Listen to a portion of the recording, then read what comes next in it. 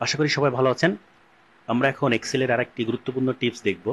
আমাদের যে বিভিন্ন সেলস ডেটাগুলো আছে, এই ডেটাগুলো যদি আমরা খুব সহজেই যখন আমরা বিভিন্ন সেলস ডেটা নিয়ে কাজ করি, আমাদের অনেক সময় সাব টোটাল করার প্রয়োজন হয়। যদি আমরা ধরুন এভাবে যদি একটা একটা করে ইনসার্ট করে যদি আমার সাব টোটাল করতে হয়, অর্থাৎ আমি চাচ্ছি যে আমার টোটাল কম্পিউটার কত সেল হয়েছে, আমরা তখন কি করি?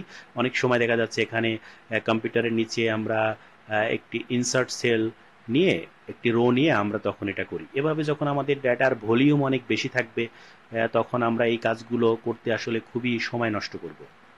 কিন্তু এই কাজটি 1 মিনিটে, অর্থাৎ 1 মিনিটে আপনি হাজার হাজার যদি আপনার প্রোডাক্ট থাকে এবং সেগুলোকে আপনি 1 মিনিটে আমার কোন প্রোডাক্টটা এই মাসে কত সেল হলো এটা আমরা বের করতে পারবো। সেটার জন্য আমাদের যে কাজটি করতে হবে, এক্সেলের হোম পেজ থেকে আমরা চলে যাব ডেটা।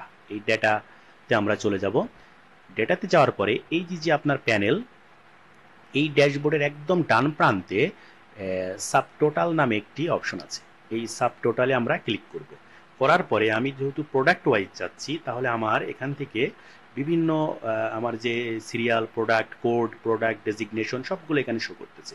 এখান থেকে আমি প্রোডাক্টটা সিলেক্ট করে নিব। নেওয়ার পরে আমি সাম করতে চাচ্ছি।